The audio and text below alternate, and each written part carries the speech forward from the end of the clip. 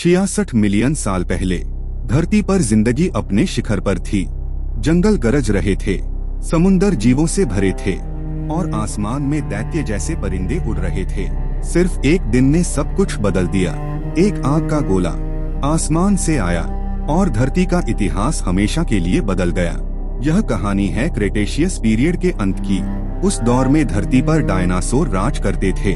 Tyrannosaurus racks एक भयानक शिकारी, ट्राइसेराटॉप्स 3 सींगों वाला शाकाहारी।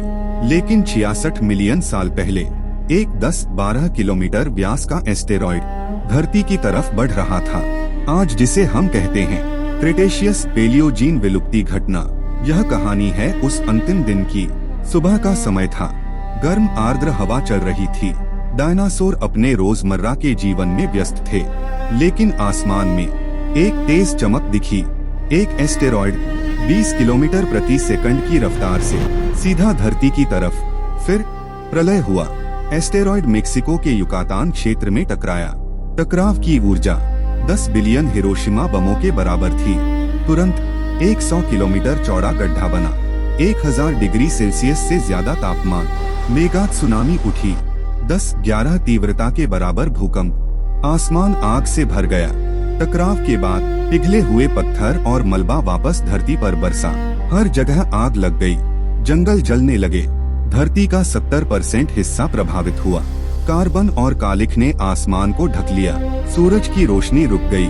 महीनों तक, शायद सालों तक धरती अंधेरे में डूबी रही। प्रकाश संश्लेषण रुक गया। पौधे मुरझाने लगे। शाकाहारी मरे, फिर मांसाहारी भी। खाद्य श्रृंखला टूट गई।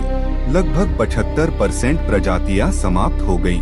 डायनासोर जो 160 मिलियन साल तक राज करते रहे, खत्म हो गए।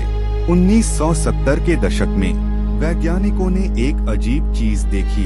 दुनिया भर की चट्टानों की एक पतली परत में इरिडियम नाम का तत्व मिला। इरिडियम धरती पर कम मिलता है। यह सबूत था कि विनाश किसी ज्वालामुखी से नहीं, बल्कि एस्टेरॉयड से हुआ। इस सिद्धांत को और मजबूत किया चिक्सुलूब क्रेटर की खोज ने।